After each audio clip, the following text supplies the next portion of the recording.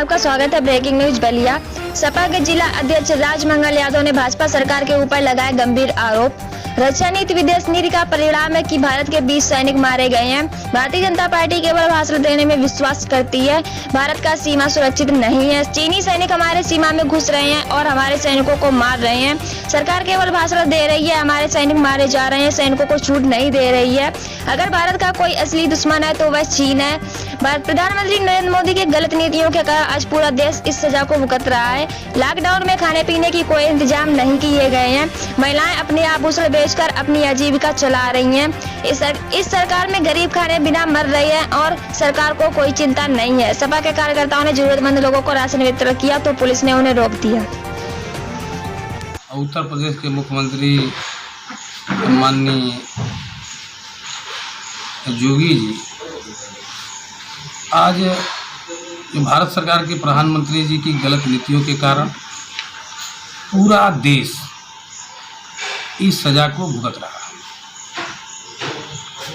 उनकी जो ये नीतियाँ थी लॉकडाउन, जब देश के अंदर 5 के लोग, चाहे वो समाजवादी पार्टी के लोग हों, चाहे किसी दल के लोग सहयोग करना चाहते थे तो उसको लाठी और डंडों से पीटा जाता था और उसको नोटिस दी जाती थी कि किसी कीमत पर आप राशन सामग्री बांटेंगे तो उसकी लोकप्रियता बढ़ जाएगी समाजवादी पार्टी के। इस नाते उसको हर हालत में रोकना था, नोटिस दी जाती थी। इसकी हम निंदा करते हैं और यह प्रदेश इमरजेंसी के तरफ जा रहा है। यह प्रदेश हिटलरशाही की तरफ जा रहा है। जो लोकतंत्र की देश को लॉकडाउन में झोंका, आज आपके जब इतनी संख्या बढ़ गई, इतनी भारी संख्या बढ़ गई कि आज इसमें भारत की सरकार, मोदी जी की सरकार और योगी जी की सरकार इस लॉकडाउन में फेल हो गई। आज सभी लोग इस तरह से घूम रहे हैं जिसे कोरोना वायरस बहुत ही गंभीर बीमारी हो। इस बीमारी को इतनी गंभीर बीमारी है कि इससे ये बीमारी छुआछूत से, और ये बीमारी हमारे देश में नहीं थी। मेरा मानना है, समाजवादी पार्टी के जिलाध्यक्ष होने के नाते मेरा मानना है कि देश के प्रधानमंत्री जी यदि एयरपोर्ट पर यह रोक दिए होते, जो जितने विदेशी आए यदि एयरपोर्ट पर रोक लग गई होती तो देश यह इतने गंभीर बीमारी के चपेट में नहीं आता, इतना आर्थिक और सामाजिक परिस्थितियां खराब नहीं होती। इतना खराब हालत, लगभग मेरी उम्र 46-47 वर्ष हो गया जब से राजनीति में होश संभाले। इसके हमारे बाबा दादा से मैंने पूछा कि इतनी गंभीर हिंदुस्तान कभी झेल नहीं पाया, इतनी गंभीर परिस्थिति थी। और ख़ासतौर बलिया जनपद को आप देख रहे हैं, कोई इंतज़ाम नहीं, कोई इंतज़ाम नहीं है, सरकार कोई इंतज़ाम नहीं कर रही है। और जहाँ ये सेंटर बनाए गए हैं वहाँ भी कोई इंतज़ाम नहीं, कोई उसको ठीक ढंग से सुरक्षित रखा नहीं गया है। ये सरकार इसमें बिल्कुल फेल है। जी हम आपसे भी गरीब तो इतने गरीब, जो लग रहा है कि कोई अलग देश का बंटवारा हुआ। मैंने जब लखनऊ गया तो लखनऊ से बलिया आ रहे थे तो छोटे छोटे बच्चे पैदल चल रहे थे, महिलाएं पैदल चल रही थी, नौजवान पैदल चल रहे थे, और कहीं खाने का कोई इंतज़ाम नहीं, पानी का कोई इंतज़ाम नहीं। हालात इतनी ख़राब हो गई कि जो महिलाएं अपने शादी के समय मंगलसूत्र उसको मिला था पहनती महिलाएं अपना मंगलसूत्र बेची अपने भूख मिटाने के लिए, और पानी पीने के लिए अपना अंगूठी बेची, अपना गहना बेची, कपड़ा तक बेच डाली।